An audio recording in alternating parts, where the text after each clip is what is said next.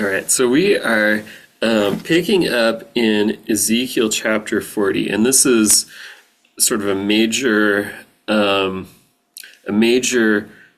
division within the book of Ezekiel. Chapters 40 through 48 are a long vision that God gives Ezekiel, and it's not gonna lie, it's hard to understand, and so I'm going to be giving you my take, obviously, but there's going to be a lot of sort of speculation about how this fits in with other scriptures. So just know that I'm giving you one possible way that this can that this can be interpreted. I think it's based on what I know about it. I think it's the best way, but it might not be right, and there might be a better way to understand this. So, all right, so we're just gonna jump into this because there's a bit of a introduction. In the 25th year of our exile, at the beginning of the year, on the 10th of the month, in the 14th year after the city was taken, on that same day the hand of the Lord was upon me and brought me there. In the visions of God, he brought me into the land of Israel and set me on a very high mountain. And on it to the south there was a structure like a city. So he brought me there, and behold, there was a man whose appearance was like the appearance of bronze, with a line of flax and a measuring rod in his hand, and he was standing in the gateway. The man said to me, Son of man, see with your eyes, hear with your ears, and give attention to all that I am going to show you. For you have been brought here in order to show it to you. Declare to the house of Israel all that you see. All right. So this picks up in the 25th year of the exile, and if you look back to sort of the last major prophecies, this is 12 years. Yes, 25th year of Ezekiel's exile, and it's 14 years after the fall of Jerusalem. So Ezekiel was in exile for 11 years before the city fell. And then if you look back to the last major prophecy, it was 12 years ago that Ezekiel received the last major prophecy. And there's sort of a minor prophecy regarding Tyre, but there's been no major prophetic vision recorded for 12 years. And so Ezekiel receives this vision. It's going to be a long vision, and he receives it from or with verse 3, a man whose appearance was like the appearance of bronze with a line of flax and a measuring rod in his hand. Now this appearance of bronze is speaking of a brilliant, lustrous kind of appearance, and this is an angel. This is a messenger from God. The archangel Michael is described by Daniel as having sort of a bronze appearance to his legs, and then there's some speculation that this is the angel of the Lord. In other words, a pre-incarnate Jesus Christ. And the reason for that would be that in the book of Revelation, Jesus is also described as having a lustrous appearance like bronze. And so this, we don't know who this is. He doesn't tell us exactly who it is, but it's a messenger from God or an angel from God. And so the angel introduces the fact that this is going to be a vision. He says, you're going to see things, you're going to hear things. The purpose of showing you these things is for you to declare it to the house of Israel. Declare to the house of Israel all that you see. All right. Verse 5, and behold, there was a wall on the outside of the temple all around, and in the man's hand was a measuring rod of 6 cubits, each of which was a cubit and a handbreadth. So he measured the thickness of the wall, 1 rod, and the height, 1 rod.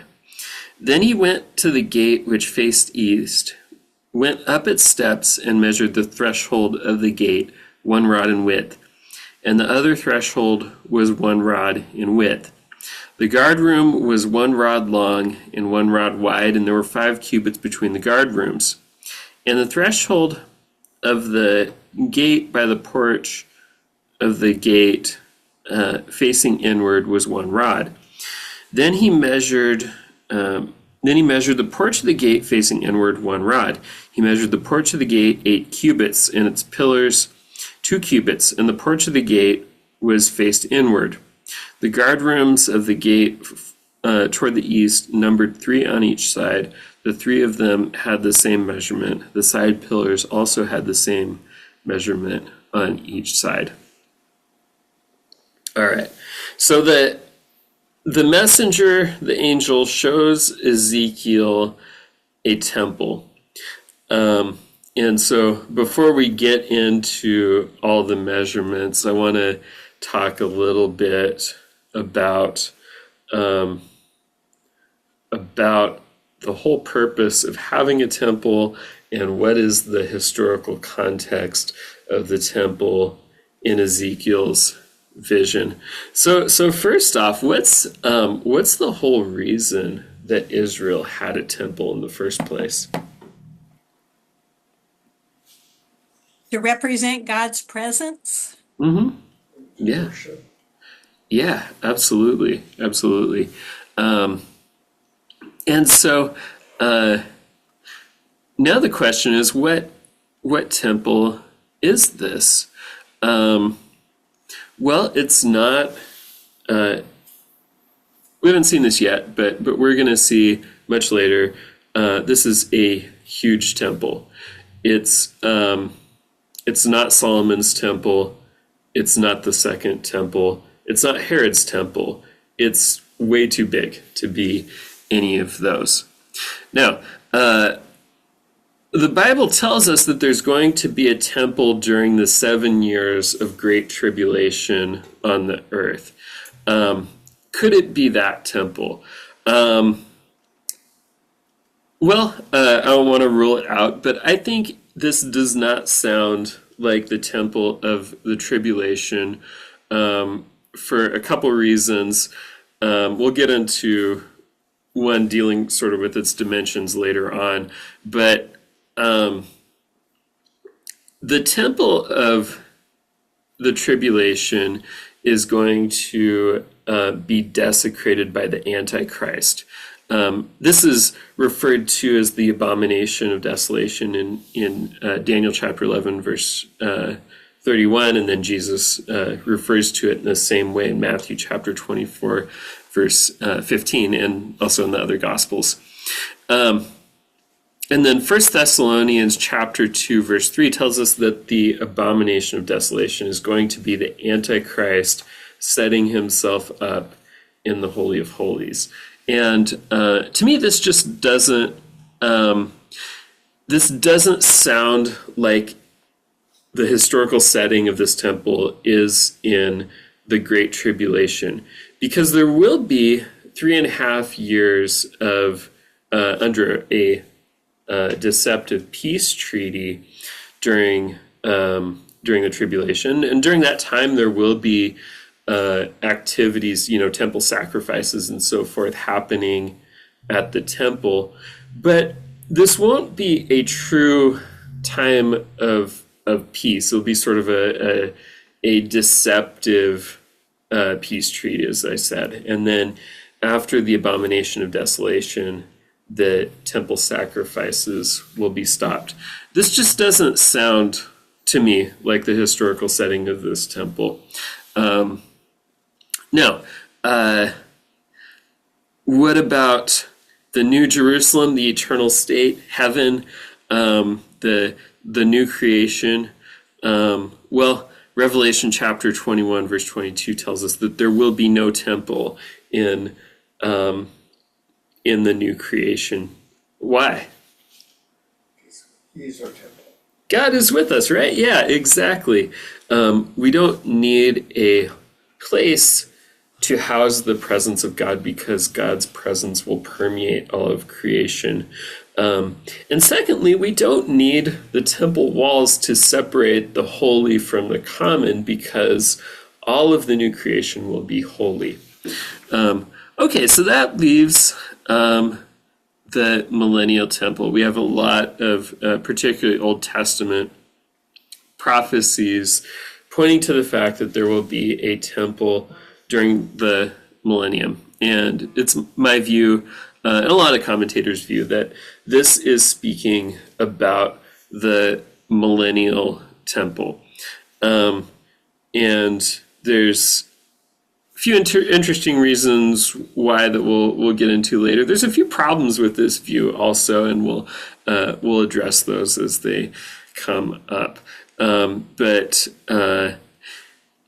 that's sort of my take on where this is set historically. Does anyone have any thoughts on the historical timing of this temple?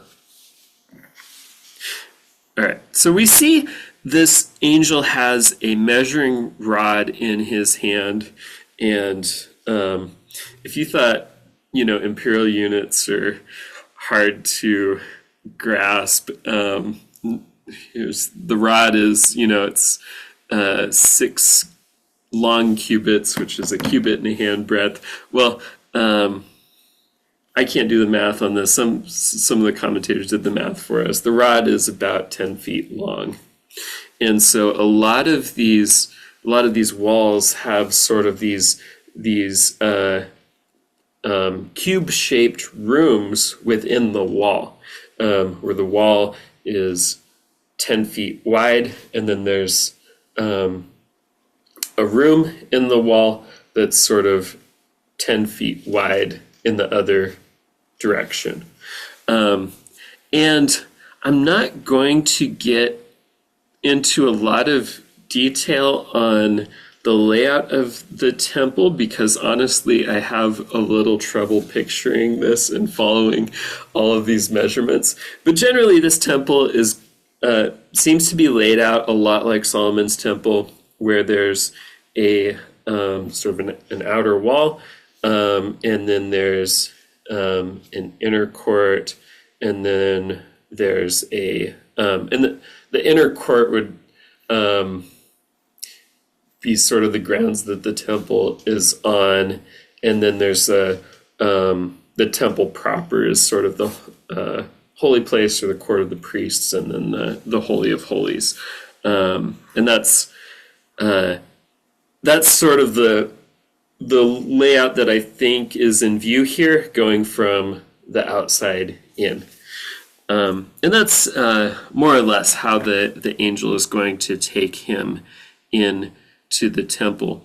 Now we see that the angel brings him in through the east gate, and there's actually, I think, a bit of significance to that. If you remember when Ezekiel saw God's glory departing the temple in Ezekiel chapter 11, verse 23, do you remember the last place God's glory left in the temple? Through the east gate.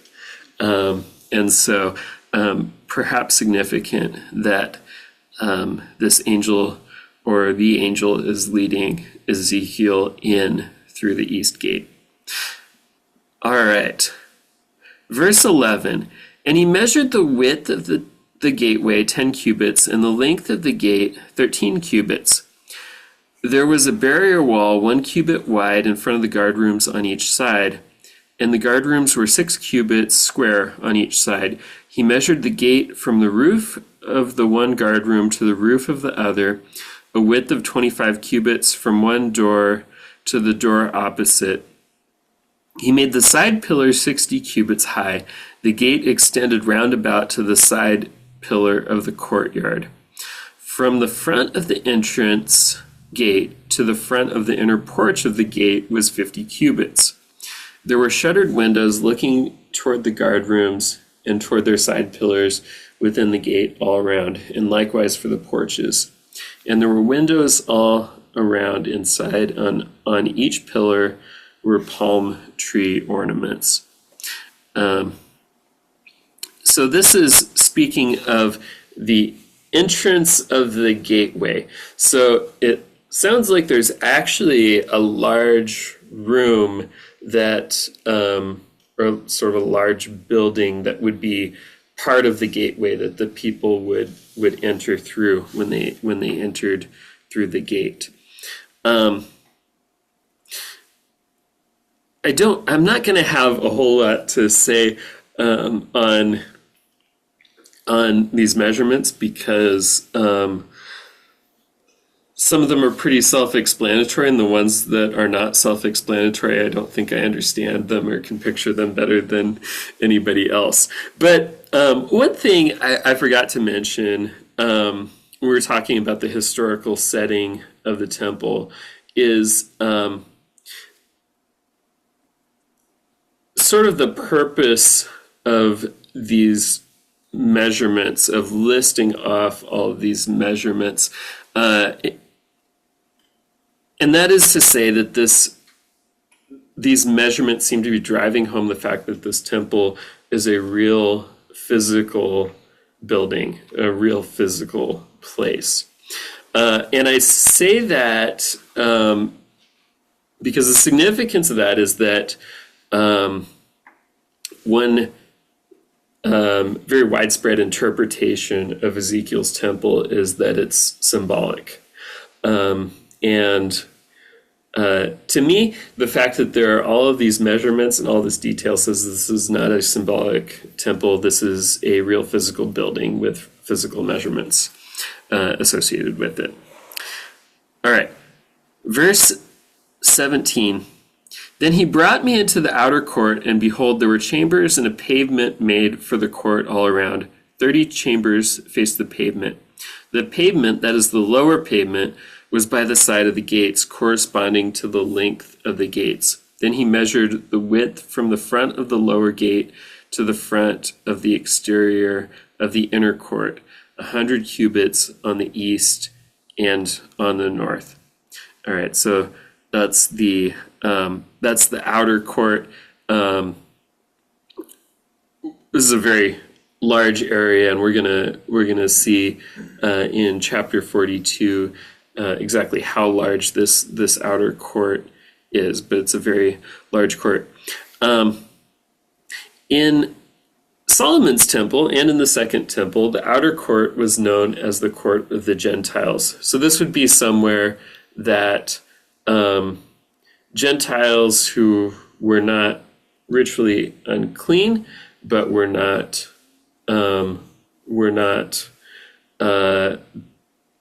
baptized in to Israel, would be allowed to go and worship the Lord and go and pray. Ezekiel never refers to this outer court as the court of the Gentiles. So maybe there's some significance to that. I'll have a bit more to say on that later. Verse 20. As for the gate of the outer court which faced the north, he measured its length and its width. It had 3 guard rooms on each side, and its side pillars and its porches had the same measurement as the first gate. Its length was 50 cubits, and its width 25 cubits. Its windows and its porches and its palm tree ornaments had the same measurements as the gate which faced toward the east, and was reached by 7 steps, and its porch was in front of them. The inner court had a gate opposite the gate on the north as well as the gate on the east, and he measured 100 cubits from gate to gate. All right, so that was the northern gateway. Verse 24. Then he led me toward the south, and behold, there was a gate toward the south. And he measured its side pillars and its porches according to those same measurements. The gate and its porches had windows all around like those other windows. The length was 50 cubits and the width 25 cubits. There were 7 steps going up to it, and its porches were in front of them. And it had palm tree ornaments on its side pillars, 1 on each side. The inner court had a gate toward the south, and he measured from gate to gate toward the south 100 cubits. All right, so these that's the descriptions of the gates. They're very similar in their measurements. You'll notice that there is an eastern, northern, and southern gateway. There is no western gateway because it seems that the temple buildings themselves go all the way up to the western wall. So it seems that that's why there's no gate on the west side. All right, verse 28. Then he brought me to the inner court by the south gate, and he measured the south gate according to those same measurements. Its guard rooms also, its side pillars, and its porches were according to those same measurements. And the gate and its porches had windows all around. It was 50 cubits long and 25 cubits wide. There were porches all around, 25 cubits long and 5 cubits wide. Its porches were toward the outer court, and palm tree ornaments were on its side pillars, and its stairway had 8 steps. He brought me into the inner court toward the east, and he measured the gate according to those same measurements. Its guard rooms also, its side pillars, and its porches were according to those same measurements. And the gate and its porches had windows all around. It was 50 cubits long and 25 cubits wide. Its porches were toward the outer court, and palm tree ornaments were on its side pillars in each side, and its stairway had 8 steps. Then he brought me to the north gate, and he measured it according to those same measurements, with its guard rooms, its side pillars, and its porches. The gate had windows all around. The length was 50 cubits, and the width 25 cubits. And its side pillars were toward the outer court, and palm tree ornaments were on its side pillars on each side, and its stairway had 8 steps. All right, so that's the description of the inner court. And just imagine how ornate and beautiful this building was, or will be. One thing that's notable to me is that in Solomon's temple and in the second temple, there was, as I mentioned, a division between an outer court for the Gentiles, an inner court that was known, sort of the outer inner court was known as the court of the women, and then there was a court for Israelite men. And then there was the holy place where the priest would minister, and then there was the Holy of Holies where God's presence dwelled, and the high priest could only go in once a year on the Day of Atonement. Now, what's interesting to me here is that even though there is an outer court, it's not called the court of the Gentiles. And I think it's a matter of speculation for now until we see this temple, exactly what the function of this outer court is, but it's very large. It almost seems like it is just sort of the temple grounds. And in the inner court, there are no walls mentioned between the court of the women and the court of Israel. And this might be a fulfillment of something we're told in Ephesians chapter 2, verse 14, speaking of the divisions between men and women, Jews and Gentiles. He says, for he himself is particularly speaking of Jews and Gentiles being united. He says, for he himself is our peace, who made both groups into one and broke down the barrier of the dividing wall by abolishing in his flesh the enmity, which is the law of commandments contained in ordinances, so that in himself he might make the two into one new man, thus establishing peace.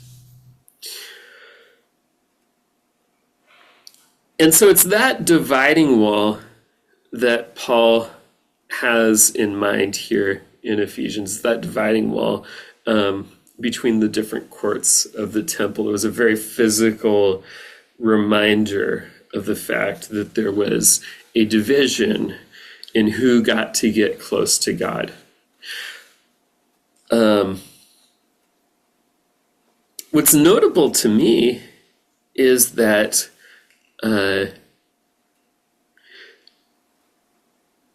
when Jesus died, there was a wall that was broken down, but it wasn't, as far as we know, it wasn't this dividing wall between Jew and Gentile. It was even better. It was the veil that separated the presence of God from the people. It's that veil around the Holy of Holies.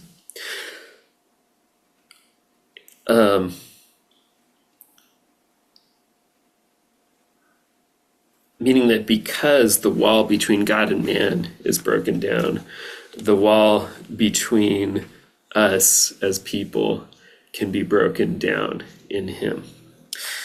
And so I think that's what we're seeing here in this temple of Ezekiel is an absence of these dividing walls. All right, verse 38. A chamber with its doorway was by the side pillars at the gates. There they rinsed the burnt offering. In the porch of the gate were 2 tables on each side, on which to slaughter the burnt offering, the sin offering, and the guilt offering. On the outer side, as one went up to the gateway toward the north, were 2 tables, and on the other side of the porch of the gate were 2 tables. 4 tables were on each side next to the gate, 8 tables on which they slaughter sacrifices. For the burnt offering, there were 4 tables of hewn stone, a cubit and a half long, a cubit and a half wide, and 1 cubit high, on which they lay the instruments with which they slaughter the burnt offering and the sacrifice. The double hooks, 1 handbreadth in length, were installed in the house all around, and on the tables was the flesh of the offering. All right, so we get to the to one very big problem with placing this temple in the millennium, and that is that we see that there are going to be sacrifices offered at this temple. Why is that a problem? Jesus is our sacrifice. Right. So, if Jesus' blood accomplishes what these sacrifices in the Old Testament could not accomplish and could only point to, then why are these sacrifices still going on here? Anyone have an idea of why? A commemoration Yeah. of looking, remembering what Jesus did. Instead of an atonement, it's kind of like communion. Absolutely, yeah, and that's my view too. Remember that Hebrews chapter 10 verse 4 says the blood of bulls and goats could never take away sins, and so all these sin offerings and guilt offerings offered under the old covenant, they didn't take away sins either. What was their function? To the upcoming true sacrifice. Yeah, absolutely, exactly. They were looking ahead in faith, and so perhaps the whole purpose of these burnt offerings is to look back to Jesus' sacrifice in faith. And just as a okay, it does feel still a little bit odd to have these sacrifices there and say, well, they're just symbolic. But I want to offer as support, or maybe just sort of just as a thought, that we're doing something very similar, as you mentioned, Tim, when we take communion, when we celebrate the Lord's table. It's a commemoration, and it's a commemoration of Jesus' sacrifice. And there are Christian traditions that believe that there is something supernatural happening in communion, that it actually becomes the body and blood of Jesus, and that it's an actual sacrifice. I don't think that's biblical. I think, in fact, that sort of cheapens the true commemoration of Jesus' sacrifice in the same way looking to an animal sacrifice would. But I had an interesting thought, and I thought it was interesting. I'd love to get you guys' feedback. But Jesus says in Luke chapter 22, verse 18, he's instituting the Lord's Supper, the commemoration of communion. And he says, let me read this. I don't have it memorized. Luke 22:18, Jesus says, "For I say to you, I will not drink of the fruit of the vine from now on until the kingdom of God comes." The next time we see Jesus eating and drinking prophetically is, he eats and drinks after his resurrection to prove that that he has a physical body to his disciples. But after he ascends, we next see him eating and drinking in Revelation chapter 19, verse 7, what is known as the marriage supper of the Lamb. And I want to suggest that is perhaps the fulfillment of what Jesus says, that he will not eat the bread and drink the wine until he drinks it in the kingdom of heaven. And I want to put this out for discussion. I don't know if this is correct or not, but this is a thought I had today. I'd love to get you guys' feedback. Perhaps that is the fulfillment of the new covenant, or of that sign of the new covenant. And so perhaps once that's fulfilled, maybe we won't be taking communion during Christ's 1,000-year reign on earth. And so it would make sense to have a different symbol of animal sacrifices in this millennial temple to sort of commemorate. So that makes sense. I think that was maybe that was a little bit out there. Does anyone have any corrections for me on that speculation? There's something about a sacrifice of an animal that drives home what a horrible thing it is to have our sin, and what a beautiful thing it is to have our sin forgiven. But most of us love animals. You know, and it would be very difficult to see innocent lambs slaughtered. But it just drives home the point. Really, nothing else can. Yeah.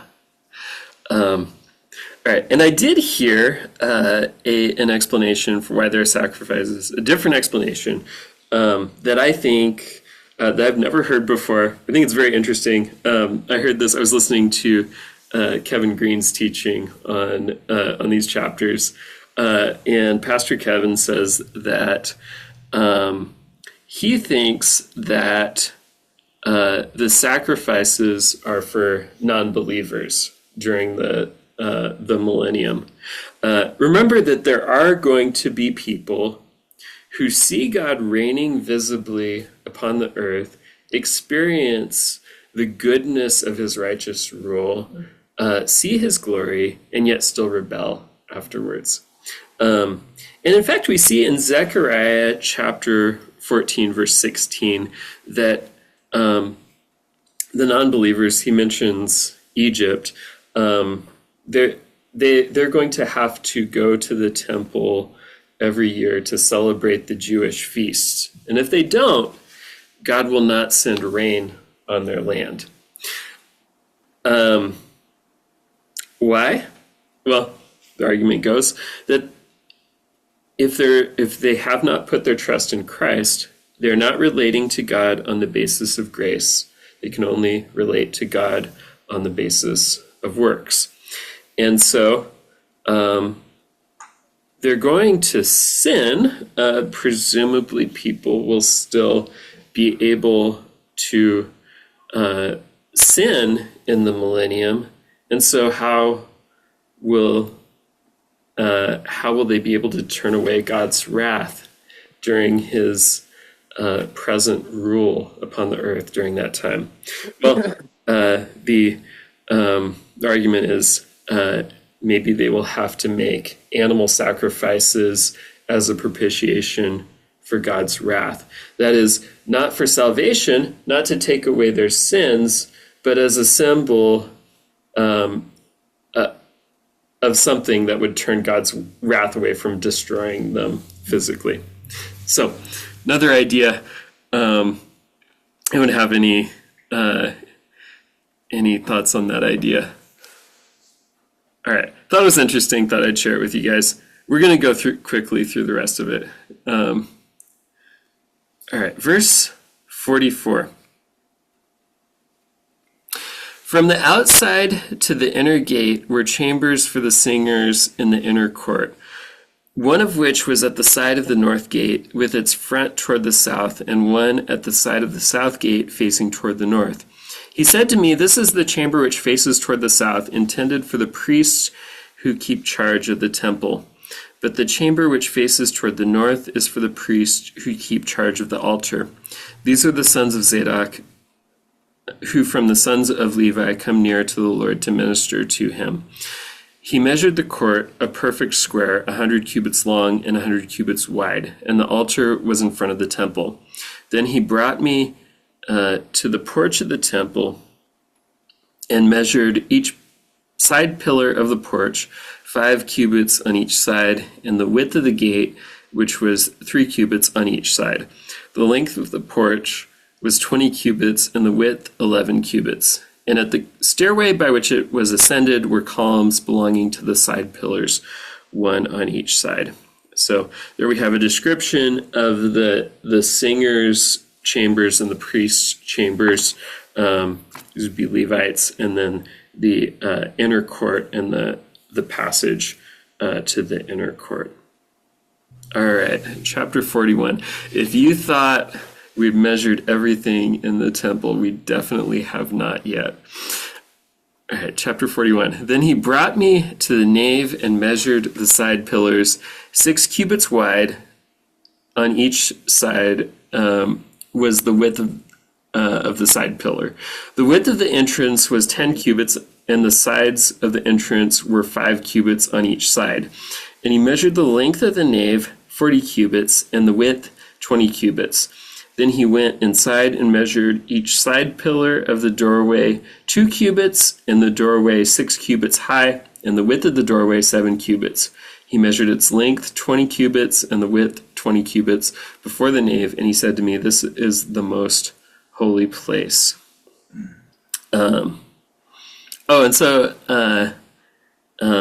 One thing to note is that Ezekiel is able to enter the holy place with the angel because Ezekiel is a priest, if you remember back.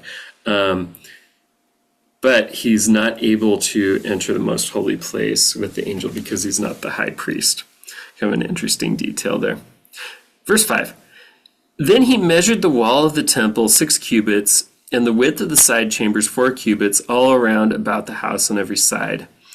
The side chambers were in 3 stories, one above another, and 30 in each story. And the side chambers extended to the wall which stood on their inward side all around, that they might be fastened and not be fastened into the wall of the temple itself. The side chambers surrounding the temple were wider at each successive story, because the structure surrounding the temple went upward by stages on all sides of the temple. Therefore, the width of the temple increased as it went higher, and thus one went up from the lowest story to the highest by way of the second story.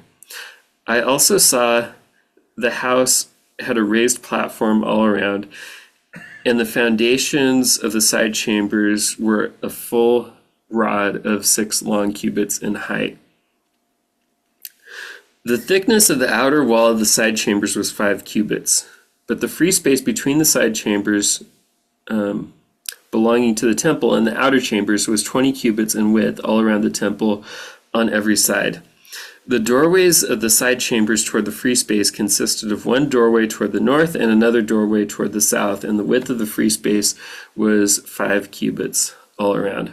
So this is a description of chambers that are sort of near the walls of the temple, but not attached to the walls of the temple.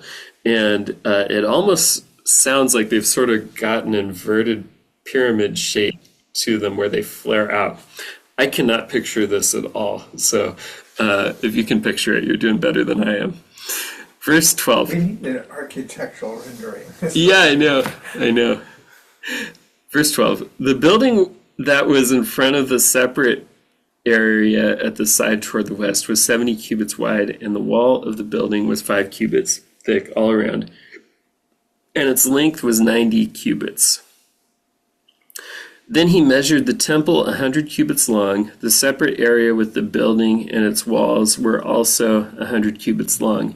Also the width of the front of the temple and that of the separate areas along the east side totaled 100 cubits. He measured the length of the building along the front of the separate area behind it, and with a gallery on each side, 100 cubits. He also measured the inner nave and the porches of the court, the thresholds, the latticed windows, and the galleries round about their 3 stories opposite the threshold were paneled with wood all around, and from the ground to the windows, but the windows were covered. Over the entrance into the inner house and on the outside and on all the wall, all around, inside and outside by measurement. Okay, so this is a description of the temple building itself. And there seems to be sort of a second building that's part of the temple. It goes to the west of the temple and butts up against the wall, the outer wall. The temple building itself is about 172 feet long, if you want a translation from cubits. All right, verse 18. It was carved with cherubim and palm trees, and a palm tree was between cherub, and every cherub had 2 faces, a man's face toward the palm tree on one side, and a young lion's face toward the palm tree on the other side. They were carved on all the house all around. From the ground to above the entrance, cherubim and palm trees were carved, as well as on the wall of the nave. All right, so those are designs carved into the temple building. Can't imagine how beautiful and ornate that's going to look. All right, verse 21. The doorposts of the nave were square, and as for the front of the sanctuary, the appearance of one doorpost was like that of the other. The altar was of wood, 3 cubits high, and its length 2 cubits. Its corner, its base, and its sides were of wood. And he said to me, "This is the table that is before the Lord." The nave and the sanctuary each had a double door. Each of the doors had 2 leaves. 2 swinging leaves, 2 leaves for one door and 2 leaves for the other. Also there were carved on them, on the doors of the nave, cherubim and palm trees like those carved on the walls. And there was a threshold of wood on the front of the porch outside. There were latticed windows and palm trees on one side and on the other, and on the sides of the porch. Thus were the side chambers of the house and the threshold. All right, so this is a description of a table, sort of a wooden altar table, and then the doors of the temple. All right, chapter 42. Then he brought me out into the outer court, the way toward the north, and he brought me to the chamber which was opposite the separate area and opposite the building toward the north. Along the length, which was 100 cubits, was the north door. The width was 50 cubits. Outside, opposite the 20 cubits, which belonged to the inner court, and opposite the pavement, which belonged to the outer court, was gallery corresponding to gallery in 3 stories. Before the chambers was an inner walk 10 cubits wide, a way of 100 cubits, and their openings were on the north. Now the upper chambers were smaller because the galleries took more space away from them than from the lower and middle ones in the building. For they were in 3 stories and had no pillars like the pillars of the courts. Therefore the upper chambers were set back from the ground upward, more than the lower and middle ones. As for the outer wall by the side of the chambers, toward the outer court facing the chambers, its length was 50 cubits. For the length of the chambers which were in the outer court were 50 cubits, and behold, the length of those facing the temple was 100 cubits. Below these chambers was the entrance on the east side as one enters from the outer court. All right, so here's a description of the priest chambers that are, I believe these are the chambers that are built into the outer wall. And here we learn that there are 3 levels to these chambers, and each the lowest chamber has the most depth to it, and then sort of a part of the roof of that chamber in front makes up a walkway going to the middle level. So they're sort of set back from each other, and taper in as they go up. All right, verse 13. Verse 10. In the thickness of the wall of the court toward the east, facing the separate area and facing the building, there were chambers. The way in front of them was like the appearance of the chambers which were on the north, according to their length, so was their width, and all their exits were both according to their arrangement and openings. Corresponding to the openings of the chambers which were toward the south was an opening at the head of the way in the front of the wall toward the east, as one enters them. So there's some doorways that let you get into the chambers. I can't picture this at all. Verse 13.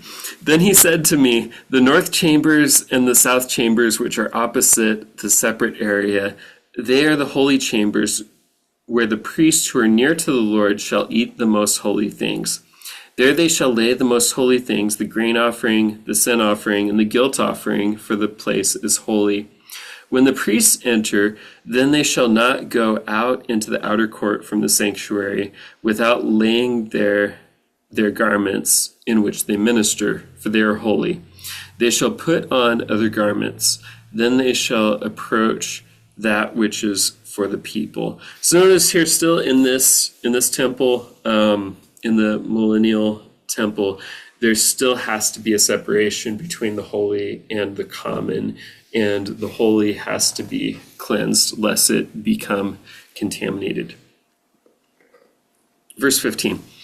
Now, when he had finished measuring the inner house, he brought me out by way of the gate which faced toward the east and measured it all around. He measured on the east side with the measuring reed 500 reeds. by the measuring reed. He measured on the north side 500 reeds by the measuring reed. On the south side he measured 500 reeds with the measuring reed. He turned to the west side and measured 500 reeds with the measuring reeds. He measured it on the four sides. It had a wall all around, the length 500 and the width 500, to divide between the holy and the profane. So notice the outer temple wall. What's the purpose of the outer temple wall? It says to divide between the holy and the profane. So it's not, the purpose is not to protect from invasion. The purpose is to say this inside is holy, that which is outside is common or profane. Now, notice how big these walls are. If this measuring reed is the same as the measuring rod, these are about 5,000 feet long in each direction, and it's a square. So these are almost a mile long on each wall. Now, as I understand it, this the top of Mount Moriah, where the first and second temple were built, just is not big enough to have a square mile of flat space on it. That means that there's going to have to be a change in topography before this temple is built. And we actually find such a change associated with the millennium in Zechariah chapter 14, starting in verse 9. It says that the mountain, God is going to transform the mountain into a plain. And so that would go along nicely with sort of the massive size of the temple grounds in Ezekiel's temple. All right, so that was a lot of measurements. But I just wanted to conclude with a few observations on how the idea of a temple relates to us.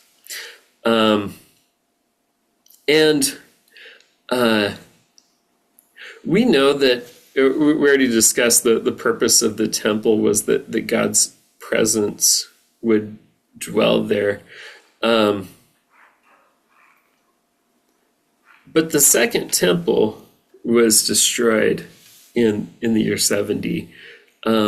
Where is the temple of God now that there is no physical building that is his temple? Church. Believers. Yeah, absolutely. We are the temple.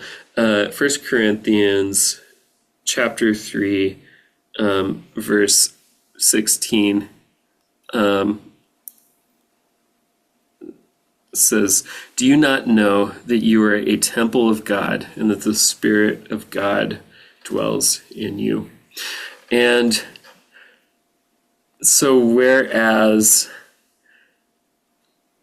under the Old Covenant, the Holy of Holies, the place where God's presence dwelled physically, is inaccessible to almost everyone.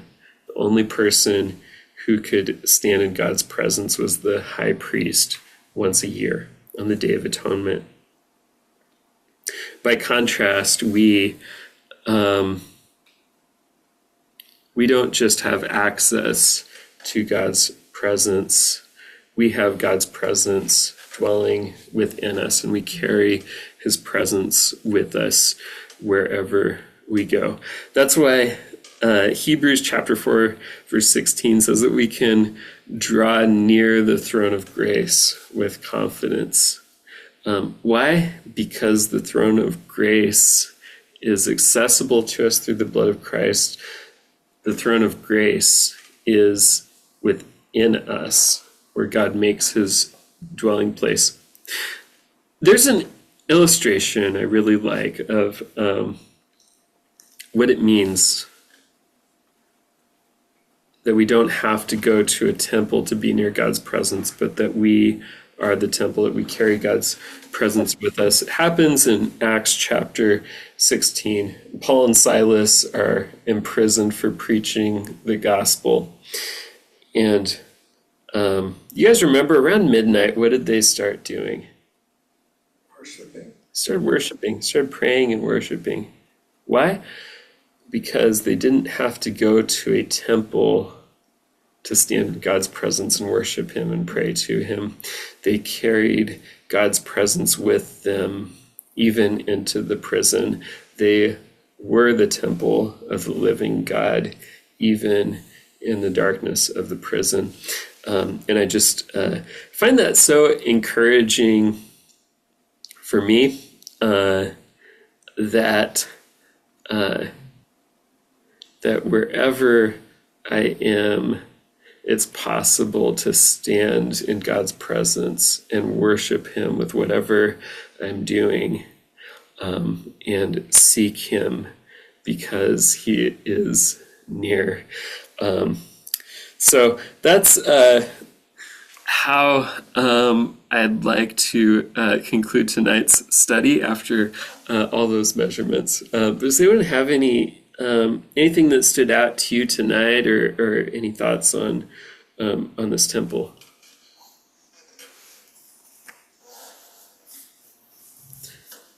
All right. It's a lot to take in. Yeah. So I think about when Pastor Chuck, what was it, Tim, that he said when he came up with something that he didn't understand? He fell back on what he did understand, that God was good and that he loved him and he had a plan for his life. And it's kind of like, I'm thinking as we're reading this, I just thought, gosh, you did a great job, Scott, shedding a lot of light on things that I had no idea. But I'm just thinking, wow, it's so difficult to, God's beyond our figuring out anyway, but it's just, yeah, it's a lot, I just kept thinking about just, simple childlike faith and trust in the Lord, lean not on your own understanding, it's like, Amen. yeah. That's so good. There is going to be a test. Everyone's going to get a blank sheet of paper. Draw out an architectural drawing. Does it have to be the scale? Yes, to scale, using the long cubit, the measuring reed. All right. Well, let's close in prayer. God, we thank you for just for your grace, that you would send your presence and your glory to be among us as we gather in your name.